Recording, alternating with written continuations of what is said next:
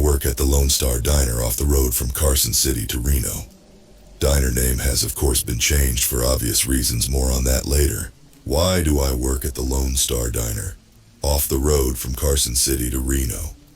Well, because, kind stranger, my life plans didn't work out. Generally, if you're caught working at a diner past college specifically, one in the middle of nowhere, it might mean that things aren't going so hot.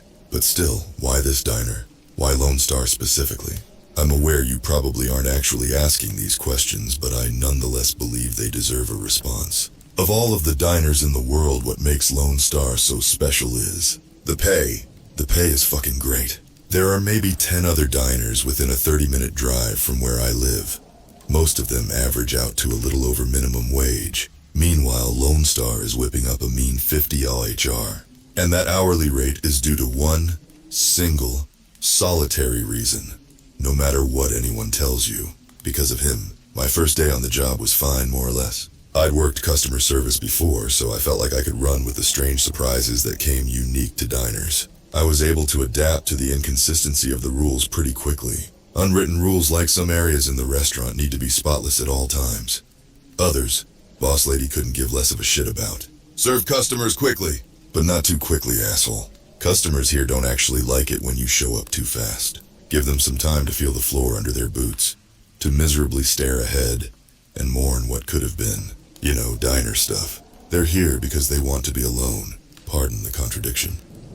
Of course, vaguely defined, whispered only by ghosts rules extended to the cooks as well.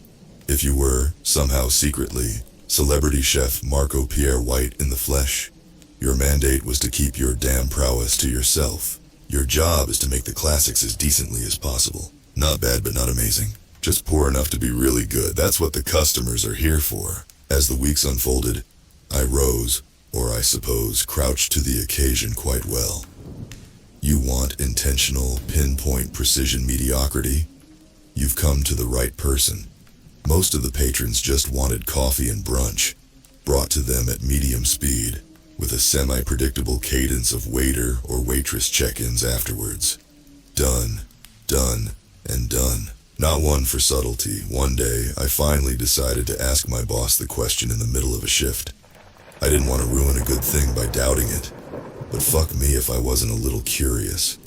Not a full look at the gift horse's mouth, more of a skeptical side eye. Why $50 per hour? She didn't even look up from her task at the register, methodically counting out bills. Set it on your first day. You gotta be good at following the rules. And when it's an important rule, you better be damn well perfect. High expectations here. I made a face. Right, high expectations. You think I'm joking? No ma'am, I guess. Why did I even speak up? I just think you're running a really cool operation here. Cooler than you might realize. It's still work, but the whole thing seems fair. Christ, my waffling skills were abysmal. Add that to the list of intentional mediocrity. Booyah. She looked up from her duties and shot me a stern look. I don't run this ship, and following the rules here means that you take care of yourself. I'm sorry. I am your employer, sure, and I'll pay you well to be here, sure, but you should be aware, there is plenty more going on here than just you and this diner. She glanced down at her watch, then sighed. I usually save this speech for the end of the month, but you already caught me halfway through it. So, the Cole's notes. If you don't think you have it in you to follow instructions clearly, without protest, and without asking too many questions, then you should leave. Quit. No harm, no foul. A week's worth of pay on the house. The conversation sputtered shortly after that. I tried to find an opening to ask more about what she meant, but she was closed off to the topic moving forward. And you know what? That was fine. If she wanted me to put my head down and just do the work, I could do that. And work I did. And things were good. Mundane small talk with the customers was fun. My co-workers were friendly, and I was getting paid well. I'd found a place to park the failures of my life, a place to build from.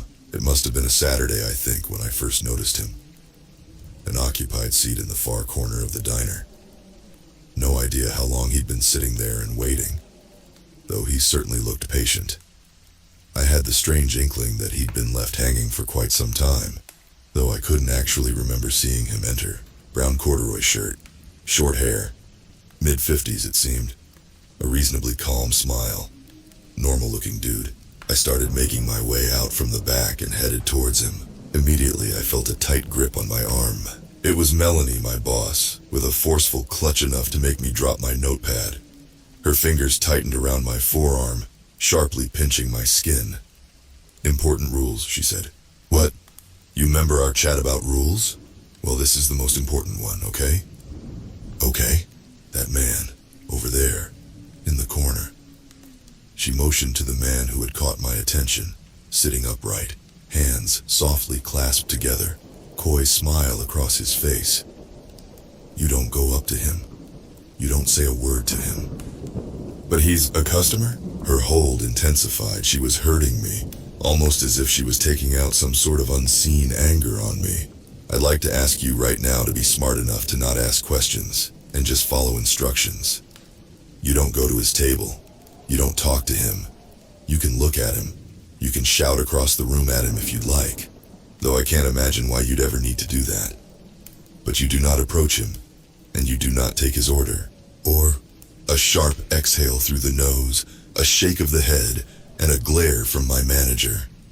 It's different every time, but it ain't pretty. I watched him from the short distance I'd been afforded. It was hard not to. She did too. Unlike the other customers here, I didn't get a sense that he was here to be alone, to reminisce, or to take part in the comfort ritual of a lackluster Eggs Benedict over rye. Instead, I had the sense that he was just curious, mild-mannered, content, but curious. My shift ended not too long after, so I didn't actually get a chance to watch him leave. Regardless, the experience of seeing him and learning about the rule he was connected to left a bizarre, dampening feeling on my mood. I liked my job. I liked coming home and unwinding. I didn't mind being in the middle of nowhere. It felt nice to look up at the empty sky filled with stars, to see them shimmer and shine and even occasionally shoot across. I made a wish that things in my life would stay simple. I started to get a sense of his cadence. He'd usually show up once a month. The rare times I got to see him, I'd try to squeak in the odd question to my boss. Questions like, who is he? Where does he come from? And has anyone spoken with him? All mechanically met with, I don't know, and, if you're scared, you're welcome to quit. Then, as fate would have it, one day Boss Lady fell incredibly ill. My co-workers and I had to convince her to go home midway through her shift, her sickness falling uncomfortably within the usual 1 to 3 day window at the end of the month when our customer would typically appear. And of course, there he was right after she went home. To my benefit, the other waiters and waitresses working the rounds were well aware of his presence and knew exactly what to do whenever he arrived. All of them knew to steer clear of him. Nevertheless, driven by a foundational curiosity that I just couldn't shake, I used this opportunity to go for it. I shouted a single thing across the floor, knowing Melanie wasn't there to chide me. "Hello, sir, what brings you here?" I asked him. He turned his head from his fixed position in his seat and put a hand to his ear. "Clever." I said, "What brings you here?" I called out again, a few notches louder this time, garnering some odd looks from our Thursday patrons. To my surprise, he spoke back. I'm not sure why I was expecting his voice to carry the tone of some twisted, demented demon, maybe the fear Melanie had instilled in me. The man sounded exactly how he looked. "I'm sorry, dear," he said. "I'm afraid I'm not sure what you're saying. Can you come over here and ask me again?" "Nope, I was good. And I don't mean to be rude about the service," he continued, "but it feels as if no one has taken my order for quite some time now." I let the exchange end there, diverting my attention back to the other guests. As always, he'd eventually disappear without fanfare, without the clatter of the entrance bell or any sight or sound of his steps across the diner floor. Our backroom conversations about him remaining dreadfully short while he was there, just, he's here, and he's gone. And the odd, wanted to say it. I feel really weird about this. It took me a while to understand where my brazenness to address this strange middle-aged man came from. In truth, I was just afraid. His presence and all of the questions tied to his being at our diner were disrupting this otherwise great arrangement that I felt I had. It seemed right, in the moment, to stand at the very edge of my bravery and say something to him. Of course, now that he was gone, I just felt worse. The next week, I was invited to something pretty interesting at work. I generally have a good amount of visibility into what Melanie, boss lady, does on a daily basis. The only element that remained elusive was her bi-weekly check-in with a particularly sharp-dressed agent-looking fella. There was a pretty consistent presence of state troopers, agents, and similarly uniformed men and women dropping into the diner, though I seldom paid it mind beyond simply noticing it. Midway through wiping down the tables, only an hour or so into my shift, Mel swung by and said, "Hey, want you in the meeting with the big boss if you have a few." "The big boss? Sure, yeah, coming. Just, if you don't mind me asking, who is..." She let her eyes speak her unwritten rules to me. Questions equals generally bad. "Thank you for the reminder, ma'am." We maneuvered to a back room and sat at a table. Across from us, already seated, was a man in a sharply tailored suit with a subtle earpiece in the aforementioned agent.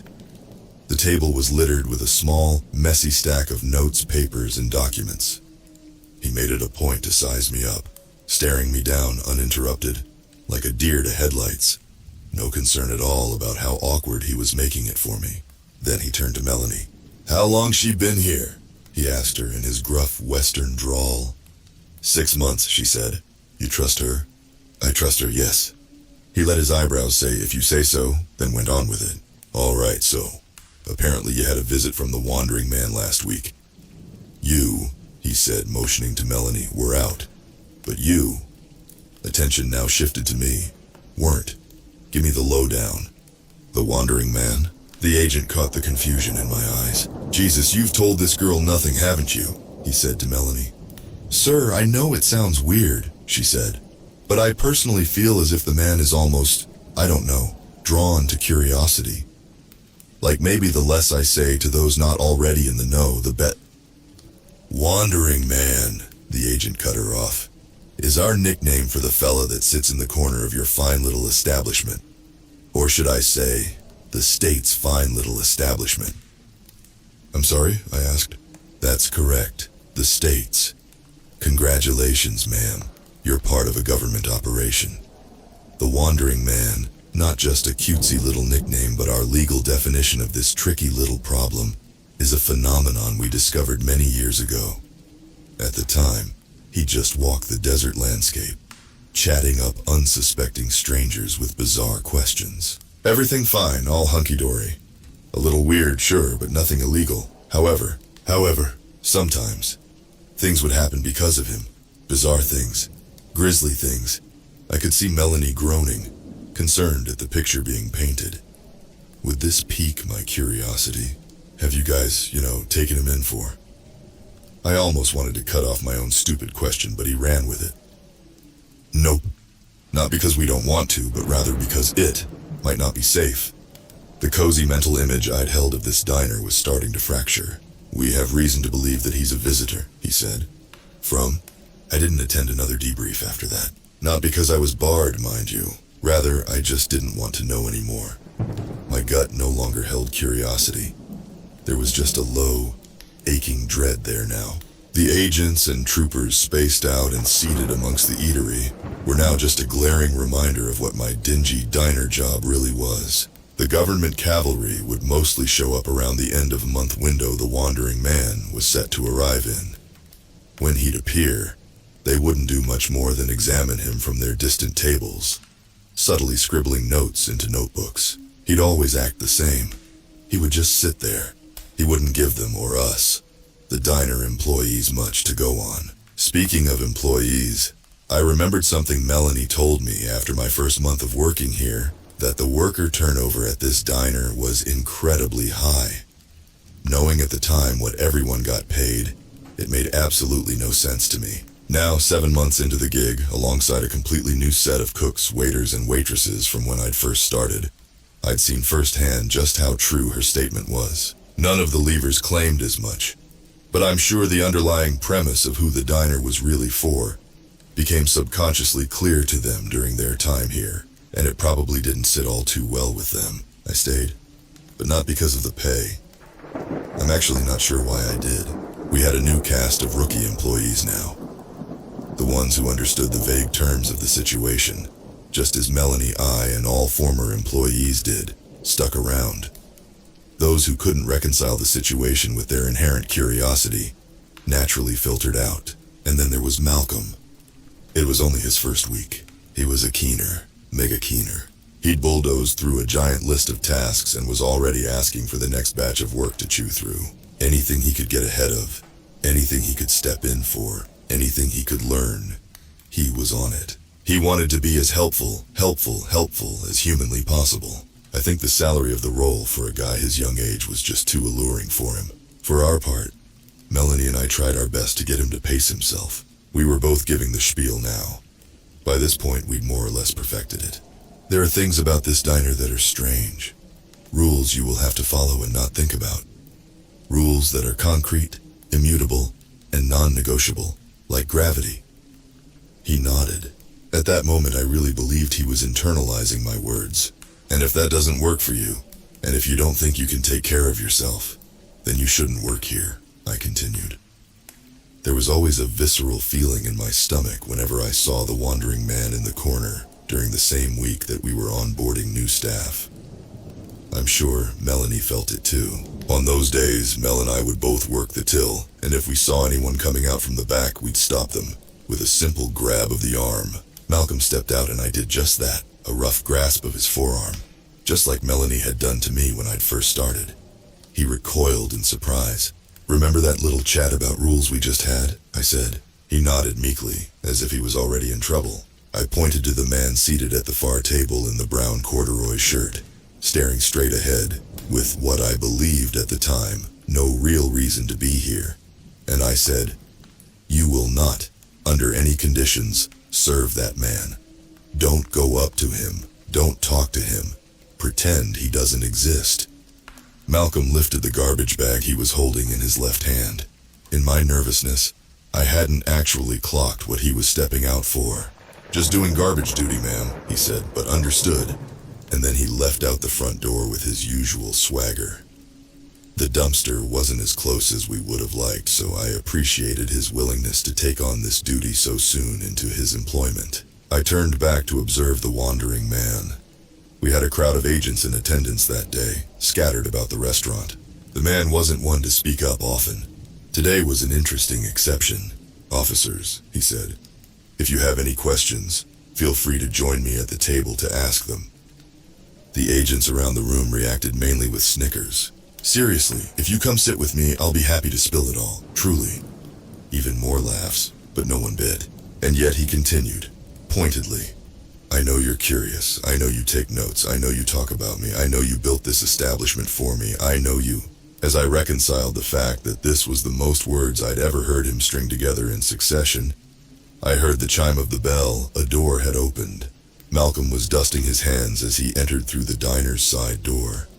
A door which was situated right beside the table the wandering man was seated at. It all happened so fast. And yet, it played out in front of me excruciatingly slowly, as if there was a moment, a single solitary second where I could have stepped in. The wandering man dropped any pretext of an exchange with the agents, stopping his sentence midway and adopting a completely new demeanor. He played the role of a low, miserable, tired man and said, 30 visits, terrible service every time," in a pathetic tone just as Malcolm walked by. Malcolm, instinctively, plucked a notepad out from his chest pocket and turned his head to face the man. "Hey, I got you, Chief. I can have him ring something up for you. What are you—" And then Malcolm froze in place, and the wandering man's expression turned Cheshire cat wide. His neck alternated between tensing and fluttering, with what seemed to be undeniable excitement.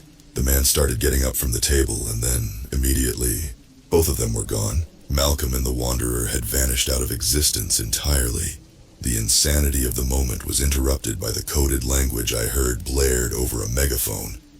nonsensical agent speak that has been seared into my memory forever.